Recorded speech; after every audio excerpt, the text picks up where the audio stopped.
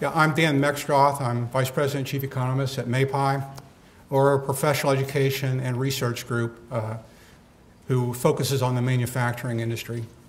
And I guess the one qualifier I should say is we're not NAM. We're not the National Association of Manufacturers, which is a lobbying group. We do not lobby. So to start off with, why manufacturing? Why is manufacturing important? Well, manufacturing does 70% of all non-government R&D. Manufacturing, 60% of all non-government scientists and engineers work in manufacturing. 50% of all exports are manufactured goods. $1 of manufacturing output creates $1.48 worth of GDP output, or gross output in the economy. So it has large spillover effects. It has the largest multiplier among all industries. And the people who work in the technology jobs in manufacturing earn above average wages, above the median for that occupation. So that's just a couple of reasons why. The question that was asked to me is, are we in a renaissance? And so one way to look at this is the state of manufacturing, and I do that with the Industrial Production Index for manufacturing. This is an index, 2007 equals 100. What you can see from this is the peak of the cycle, December 2007. Manufacturing production fell 20% from the peak to the trough in June of 2009. A 20% drop. Put that in perspective, the economy in general, overall economy, fell 4% in physical volume. We have seen a recovery. Manufacturing has grown faster than the economy in general, than GDP. But still, right now, if you look at this drop and where we are now, we're not fully recovered. In fact, we're 78% recovered. So manufacturing is still in the recovery phase of the cycle. Now, again, compare that to the general economy. The general economy, or GDP, was fully recovered back in the third quarter of 2011. So here we are. We won't be fully recovered in manufacturing until the end of this year. Now, to make it worse, if you strip out the high-tech sector, which the Federal Reserve defines as communication equipment, semiconductors, and computers, which is the gold line, which is called traditional manufacturing. Traditional manufacturing is growing slower than all overall because of the high-tech sector.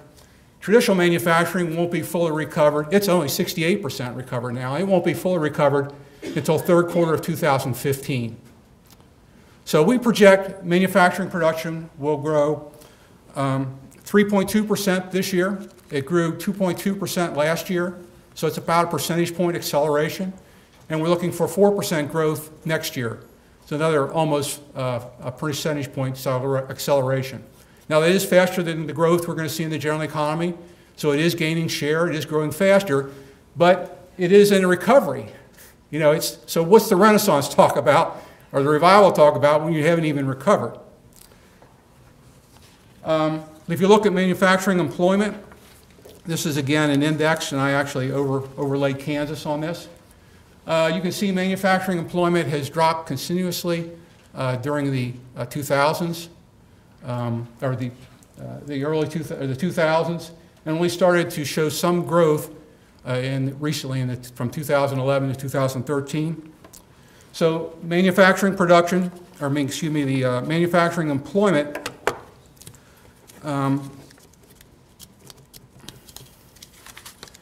from 2000 to 2004, manufacturing employment in the U.S. dropped 17%. In Kansas, it dropped 12%. From 2004 to 2007, that was the dot-com recession. This is called jobless recovery after the dot-com recession. 2004 to 2007, which was the expansion, full expansion, U.S. employment in manufacturing fell 3% during that period, while Kansas employment rose 5%. So they did better during the expansion. However, from 2007, basically it's the peak of the cycle, to now, 2013, manufacturing employment is down 13%. Kansas employment is down 11%. The good news, though, is, of course, both in Kansas and in the general manufacturing sector, employment has been growing for the last couple of years. In this cycle, in the housing bubble, real estate, or financial collapse bubble, or cycle, manufacturing lost 2.3 million jobs. and it has only gained back 500,000 of those so far. So only 20% of the jobs that were lost. So again, you know, what renaissance. If you look at in terms of GDP, the GDP, or the percent of the economy or percent of GDP, that's here on the right scale. So in U.S. manufacturing was 15.8% of the economy in 1998. It dropped to 12.8% of the economy as a share of the economy by 2007, which again is the peak of the cycle. And currently it's 12.6% of GDP. So it has moved up. But again, it's not back up to where it was a share of the economy before the recession began. The gold line is measured on the left-hand scale, and that's the number of manufacturing plants. So the number of manufacturing plants in the economy dropped 19% from 1998 to currently, 2003, fell 19%. The good news here is that over the last couple years, you're seeing this flattening out in terms of number of manufacturing plants. About 304,000 manufacturing plants in the United States have been holding steady for the last couple years. That's good news, I mean, because you can see what the trend has been. In Kansas, manufacturing GDP, or Kansas manufacturing value added as percent of total value added in Kansas, or you might say their Kansas GDP, was 16.1% in 1998, fell slightly to 16%. Of course, they had a cycle there, went back up in the peak of the cycle in 2007, and then dropped, and currently, or 2012, which is the latest data we have, it's 14.8% of Kansas economy. So manufacturing is 14.8% of Kansas GDP. That's a higher share than the share in the national average. The gold line is the number of manufacturing plants in Kansas. Just like the United States, Kansas, the number of plants fell from 2001 to 2013, 15%, and over that period, from 2001 to 2013, manufacturing plants fell 16%. So the number of plants have declined about the same rate in Kansas as in the U.S. economy. The good news again in Kansas, it seems to be that the number of manufacturing plants has leveled out. Hopefully that's a good sign. So I'm going to talk about competitiveness. One kind of measure of competitiveness is what Michael Porter does at Harvard. He has these quadrants. There's the strategy and a quadrant. There's a demand quadrant. There's supporting industries, and then human and physical capital. I'm not going to go through these. You can look at them. I just want to point out what he says are the weaknesses. We have a lot of strength in the United States, and these are shown here. But I'm going to talk about the weaknesses real quick, because I'm going to come back to those at the end. The weaknesses are our tax policy, our political leadership, the weaknesses in infrastructure replacement, not the level of infrastructure, but the replacement of infrastructure. We have strong infrastructure, but it's not being replaced. Regulation, the rent-seeking of corporations. You know, the corporations would rather spend money lobbying than cooperating. The lack of consumer confidence in politicians' ability to better their situation is all holding back the U.S. economy. The good news is that there's a lot of economics in favor of this so-called renaissance in manufacturing, or revival. I mean, the economics are moving it to the advantage of manufacturers. The value of the dollar has declined 20% since 2002, which is basically a direct reduction in cost from a foreign buyer of our goods. The unit labor cost in manufacturing, that is compensation per hour divided by productivity, has only grown 0.4% a year in the last 10 years. And inflation is much stronger than that. So in effect, in inflation-adjusted terms, manufacturing costs have been declining steadily for the last 10 years.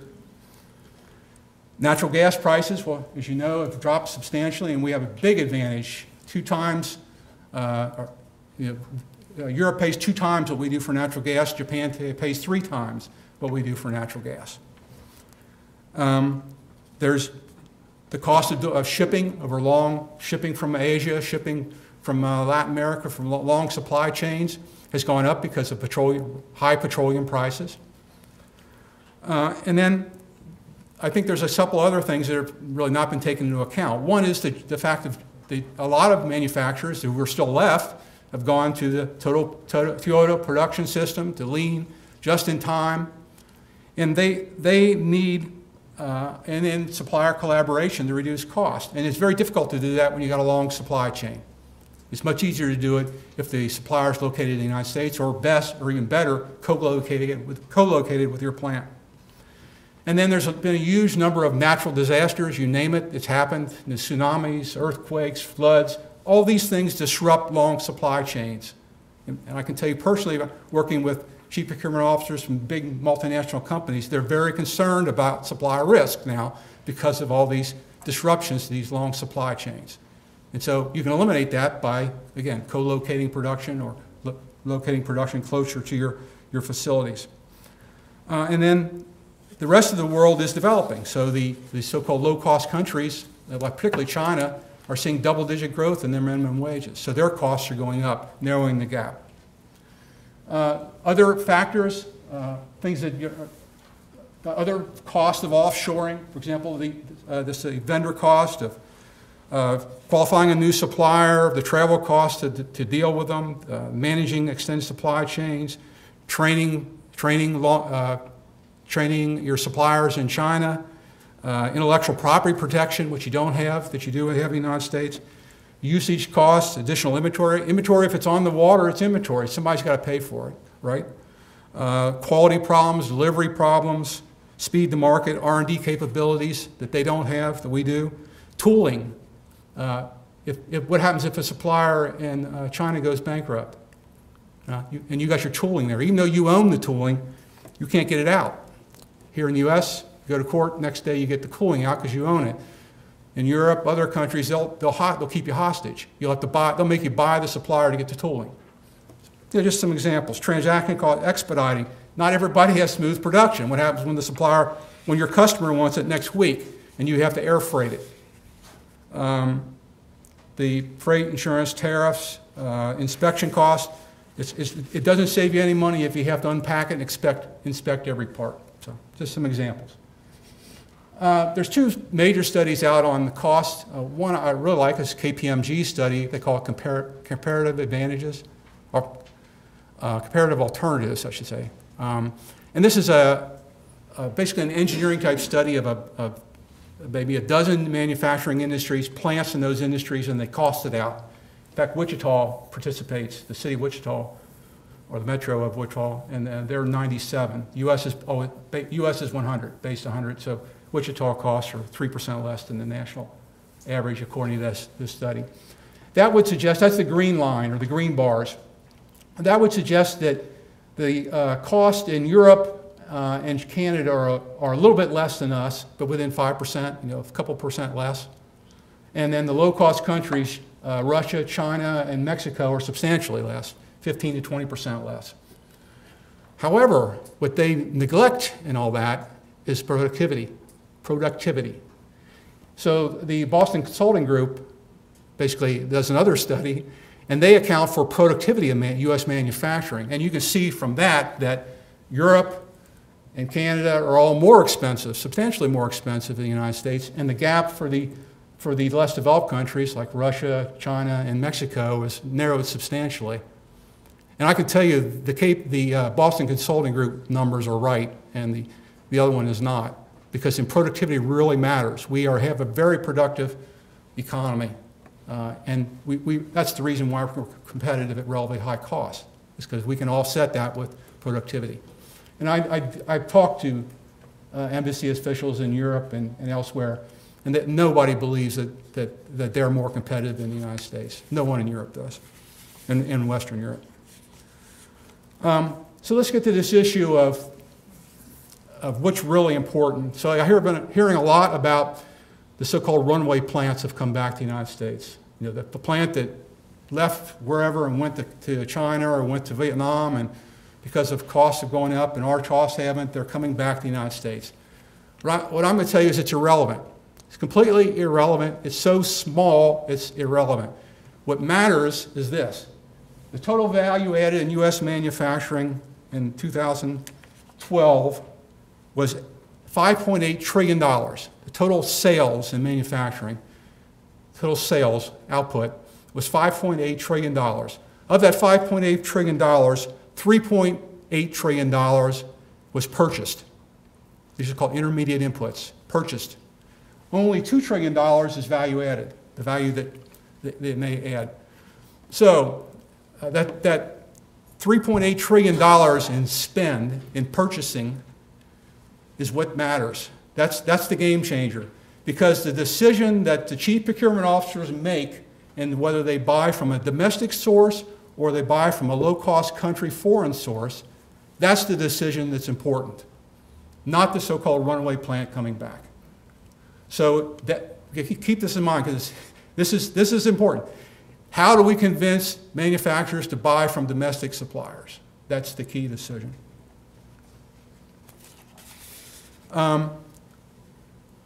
So we can measure this through input-output tables. You can measure how much imports share is of these intermediate purchases. That $3.8 trillion, how much of that is foreign, that's imported and incorporated in U.S. products? It's 22% right now in 2012 was 22% of all intermediate purchases are imported and incorporated in U.S. products. Now this is not all imports, I'll get to that later. There's almost an equal amount that comes in without going through U.S. manufacturing. So our speaker from Walmart, who's probably probably the world's largest importer, I know they're the largest user of containers. They bring a container in of manufactured goods from whoever, China, let's say, and that container goes to their warehouse. It doesn't go to any U.S. manufacturer, so it's not considered manufacturing import. It's not considered going into manufacturing, which these are. That's going right to wholesale trade and then into retail trade. So if we count them, this is what shares we get. Of total manufacturing consumption, the consumption of manufactured goods, whether it's foreign or domestic, right now, or the latest data, show that 39% of all manufactured consumption is imported. 39%. The good news in this is you can see that's been an upward sloping curve, rising share, but the good news is really, if you look at that, the last 5 or so years it's kind of flattened out. And then on the gold line here is exports, U.S. exports as a percent of domestic production. And you can see when the dollar was overvalued in the early 2000s, late 90s to early 2000s, the share fell. In other words, the problem then, the trade problem, is really that the share of imports were rising and the share of exports were falling. Fortunately, since the dollar is declined in value, depreciated, that has helped so that now the export share is rising and continues to rise. So if this trend continues, this is the Renaissance. This is the revival. It's in trade. This is where it's going to come from. And I'll get to that more in a minute. So what is the extent of that in dollars? It's about $700 billion trade deficit in manufactured goods. $700 billion. So just imagine what $700 billion more of spending or domestic production would mean. It's the difference between the baseline trend I'm going to show you and a manufacturing revival. So manufacturing share of the economy, as I mentioned before, has been falling. So what we did is MAPI, the Aspen Institute, and the University of Maryland's institute called Inform, which has a macroeconomic model or econometric model attached to or works in conjunction with an input-output table, such that everything has to add up. This is the problem you see in a lot of studies, is they don't add up. So if something goes up, if manufacturing share rises, somebody else's share's got to fall, right? In many cases, studies don't take that into account. So we went through an exercise of what would it be to have a manufacturing revival. And so you can see here that, and this is, by the way, these numbers are a little bit different than I talked about earlier because the BEA revised manufacturing definition. So this is the old definition. So it was 15.1% in 1998, and the old definition. It was 11.6% in 2012.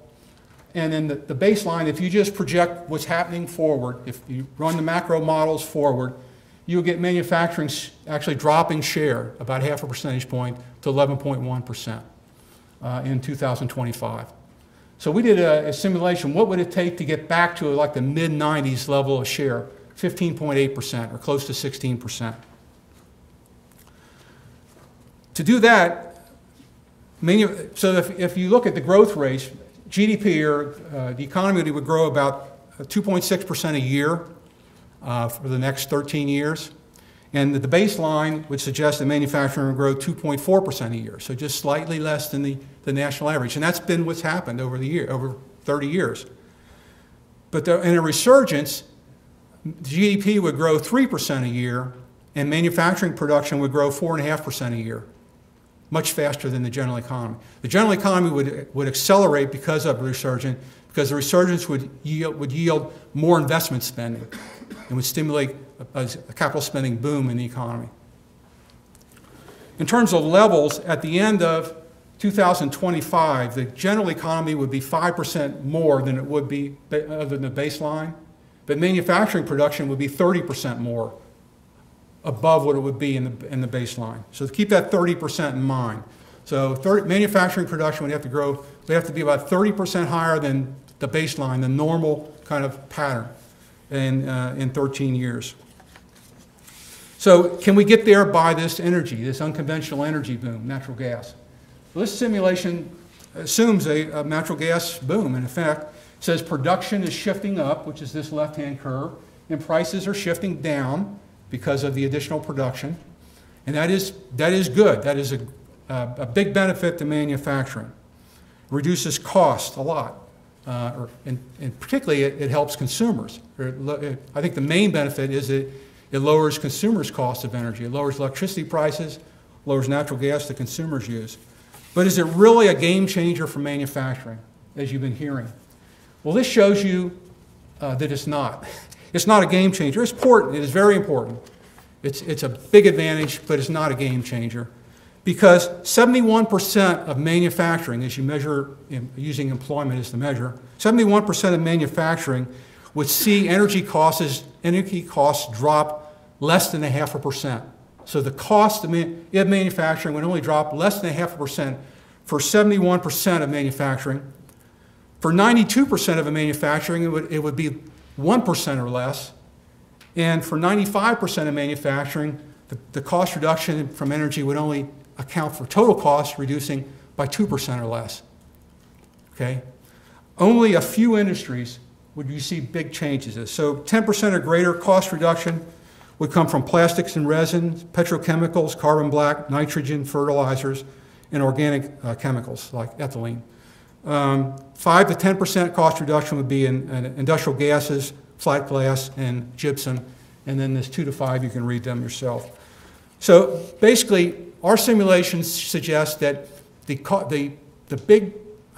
natural gas revolution would increase manufacturing production above that baseline by only 3%. We need 30, and we get 3% from natural gas. Okay? So it's important. I don't want to understate that, but it's not a game changer for manufacturing. It's not enough. So what is enough? Well, most of it, two-thirds of the revival would come from trade. You've got to balance the trade deficit, and you do that not by reducing imports, but by slowing the growth of imports. So the dotted line is on the imports, which is the gold line. The dotted line is what would happen, the baseline. The solid line here below is 2012. This is what a renaissance would mean. It means imports would grow, but it would grow at a much slower rate. And conversely, exports would increase. It shifts up, but so it increases at a much faster rate. And so that by the end of the period, by 2025, you get basically almost a balance. You get a balanced account in manufacturing between imports and exports. Trade basically become almost virtually balanced, no deficit. So you get that $700 billion of spending back into the U.S. economy. So that would generate huge capital investment as you ramp up production. We would see a capital spending boom, which benefits manufacturing in itself, as well as the general economy. Just a little bit about exports. One point I want to make about Kansas, if you look at the top 10 exports in Kansas and you compare that with what percent of those top 10 commodities represent of all exports by Kansas. I'm talking about international exports now, not state to state or within the United States. 50% of all Kansas, the top 10 Kansas exports, commodities and manufacturing, represent 50% of all your exports. That's a very high concentration relative to your competitors. And so my one recommendation is try to diversify your exports. You're much too concentrated. In terms of what industries would benefit from this renaissance if it would occur, these are the industries, again, that are above 30% is what the average increase in manufacturing production would be. All these are above 30%. The biggest beneficiary would be motor vehicles and parts. And I'll let you look at those. But you can see these are industries that are capital intensive, or that would benefit from capital investment. They're also industries that are highly traded. They're highly traded and would benefit from more export, less imports, competition. So this is the study I talked about. We did with MAPI, Aspen Institute, and Inforum. Stan has an electronic copy. He can distribute it if you'd like to see it. We made a number of recommendations. Policy recommendations are primarily dealing at the federal level, but I think they apply in many state policies. I'm not going to go through it. I'll talk a little bit more about some specific recommendations, but that talks about trade policy, energy policy, regulation, skilled workforce, tax policy, and technology policy.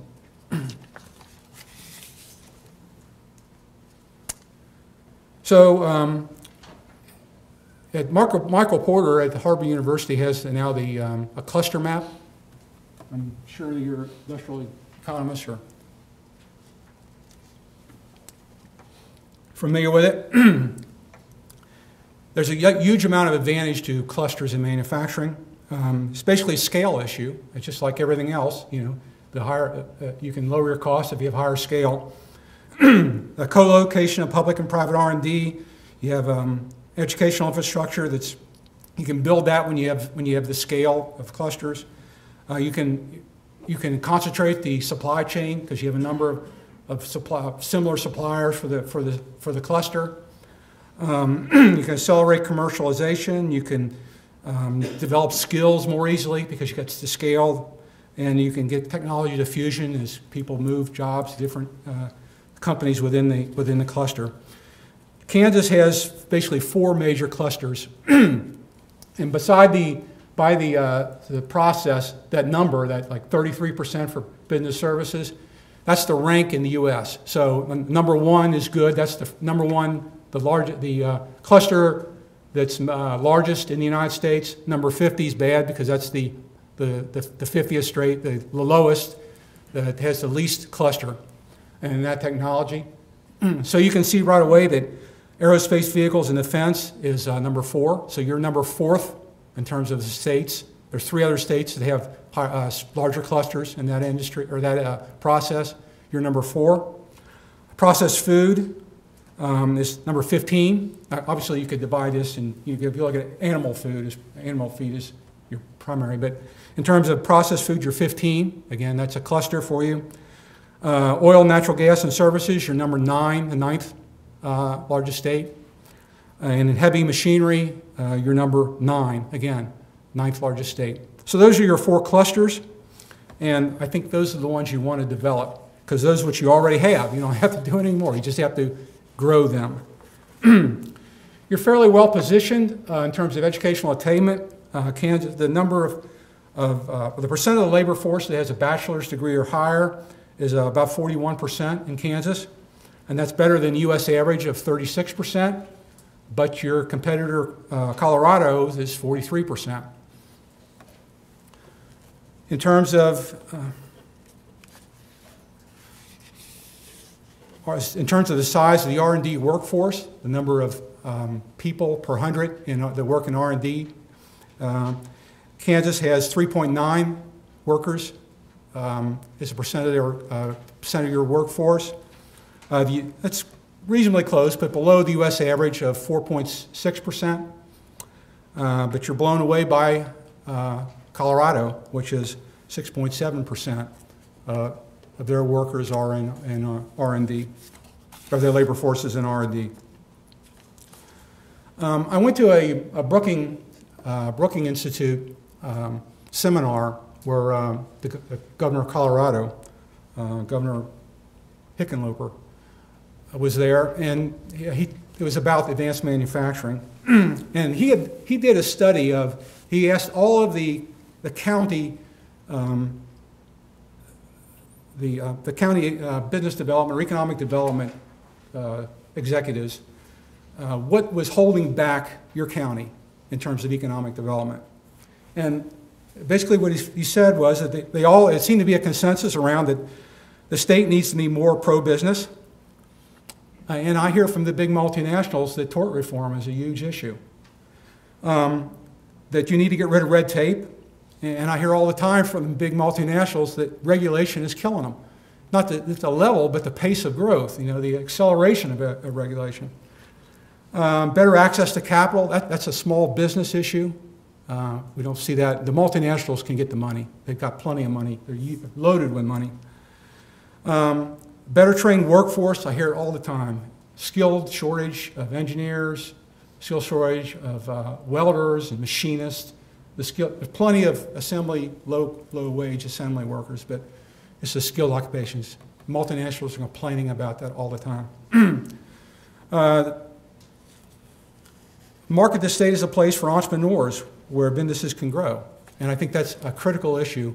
We just lack entrepreneurship in manufacturing. People want us to do the next .com and make $1 billion, and they don't want to invest in manufacturing. And we need to change that somehow. And then focus on technology and innovation. And I hear that again all the time. There's an engineer shortage, and the multinationals want R&D support. I think it benefits everybody, R&D. So it's just, to me, it was striking to see from the county level to the state level to the national level to the business people I talk to, the issues, the problems are the same. So, here's some of my recommendations. You can take it with a grain of salt, or whatever you want. I would suggest leveraging your existing clusters. You've already got them, so leverage them. Find out who they buy from, who are their major suppliers, and then try to convince those suppliers to co-locate, because you've got the scale to do that. Work with them to develop skills that they need and the skills that they're going to be needing in the future. Because we tend to think of manufacturing, we tend to think of the business as static. There's huge flows, huge flows. I mean, we look at these employment numbers, up 175,000. There's 3-4 million changes in jobs each month. In manufacturing, and just in terms of the number of employers, there's 2% every quarter. There's a 2% flow every quarter. Business closing, business opening. Huge flows that go on. And so you're going to get migration of skills. We're going to end up with get rid of the low cost or the low skill manufacturing. We want to gain then, to replace that is the high skill manufacturing. I would suggest, build bridges between firms and universities for joint R&D, transfer technology. The U.S. has a manufacturing extension partnership that helps smaller firms develop technologies, or not develop technologies, but into production processes to educate them. The President is also instituting these manufacturing innovation